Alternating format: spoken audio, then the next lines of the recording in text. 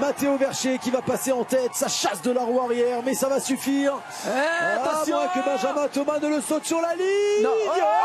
La chute, terrible. La chute au sommet de ce mont Cassel et le peloton qui arrive dans une vingtaine de secondes maintenant. Derrière Benjamin Thomas et Matteo Vercher. A été disputé, on va revoir ce qu'il s'est passé. La roue arrière de Benjamin Thomas. C'est le jeté de vélo, vous allez voir, il va jeter le vélo, il va perdre évidemment un peu d'adhérence. Et ça va complètement le déséquilibrer. Et avec sa roue avant, il va venir taper le vélo et la roue avant de Matteo Vercher, entraînant les deux hommes au sol. Première image insolite. L'équipe de Pogacar est là derrière. Davis Mali se bike également.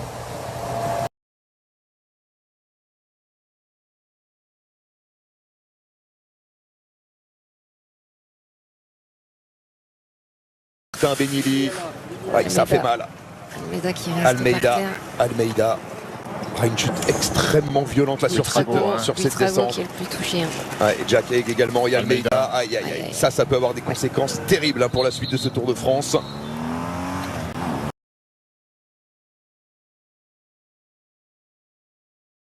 Il n'y a pas le feu pour l'équipe EF. Il n'y a pas le feu. Et c'est l'équipe Groupama. Mais là, ils veulent être juste suivis par le peloton, mais ça ne suit pas pour l'instant. Petite attaque en facteur, non? Ouais, mais il faut se méfier quand même. Là, le peloton qui s'était endormi, Gaël nous l'a dit, beaucoup de pauses pour satisfaire un besoin naturel. Et on en a profité là. Et ça relance à l'avant du peloton. On dirait, ça s'égrène là. Oui. Allez, on y va, tour de rôle. Allez-y les gars. Regroupez-vous devant. Pas content. Il y a 2 minutes à boucher quand même. Qui c'est qui veut y aller encore? Regardez la place, allez-y.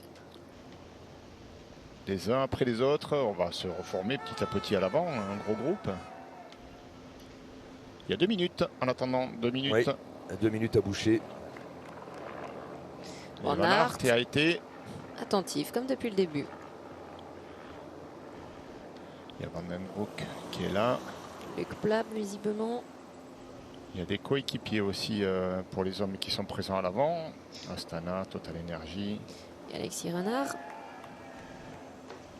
Buitrago. Ouais, Buitrago ici. Non, ça c'est pas un coup qui va essayer de revenir. Trentin. Et ça bronche pas encore en tête du peloton. Il y en a tellement qui se sont arrêtés en plus, en pensant que voilà, on allait contrôler. Tobias Foss.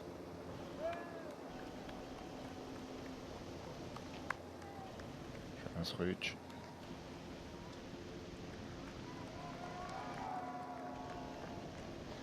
Et ça continue.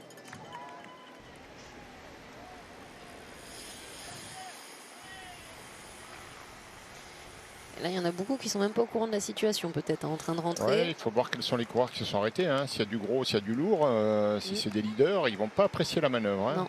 S'arrêter. Quand les leaders s'arrêtent comme ça pour uriner, ça veut dire bon, temps mort. Ça va, on s'est assez asticoté. Maintenant, on lève le pied. L'échappée, on va la contrôler à distance. Et si c'est le moment choisi par d'autres pour passer à l'attaque, ils en ont parfaitement le droit. Mais on peut s'attendre à des représailles, parce qu'on n'apprécie pas beaucoup ça quand on s'arrête et d'être attaqué alors qu'on a le pied à terre.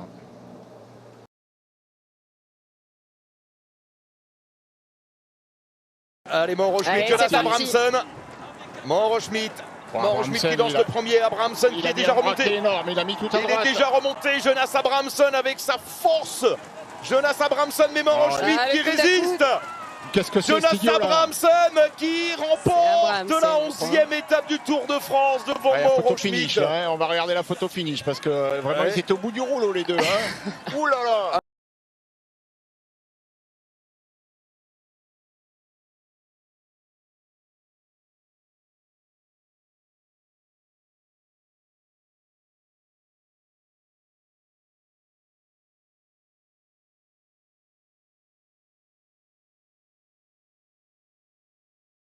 À 2 km de l'arrivée, Tadej Pogačar qui va reléguer Jonas Vingegaard peut-être à plus de 2 minutes aujourd'hui. Pas loin des 2 minutes en tout cas. Il y aura plus de 3 minutes au classement général. Avec une pancarte accrochée à la moto. Oui. Poggi qui a même le temps de montrer au caméraman, attention, t'as une pancarte accrochée derrière. Il est sympa ce Poggi.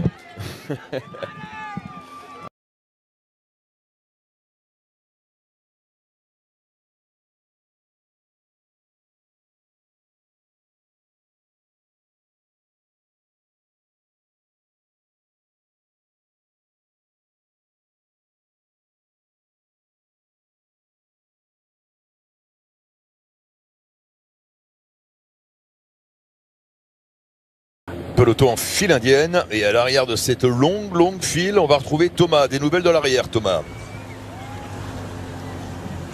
Ça frotte dans le peloton des fois, hein. Je crois qu'aujourd'hui ça frotte encore plus dans les voitures que dans le peloton. La voiture Israël Première Tech qui était appelée par Radio Tour à l'arrière du peloton par un de ses coureurs, eh bien il va pas l'avoir tout de suite parce qu'elle a tamponné tout simplement, hein. Ça a freiné, tout le pare-choc avant gauche arraché, donc problème mécanique pour Israël. Mais pas pour les coureurs, pour le directeur sportif qui est descendu de la voiture, constater les dégâts. Et la voiture que vous avez juste devant, ce n'est pas la voiture numéro 1, c'est la voiture numéro 2 qui est revenue pour suppléer la voiture de la première file. Voilà, et ça arrive, il n'y a eu que de la tôle froissée. Bon, pas eu le temps de faire de constat, hein. Ça sera fait après l'étape. Il n'y a pas le temps pour ça, la vitesse s'enroule. Oui, 44 km/h depuis le départ de Bolen.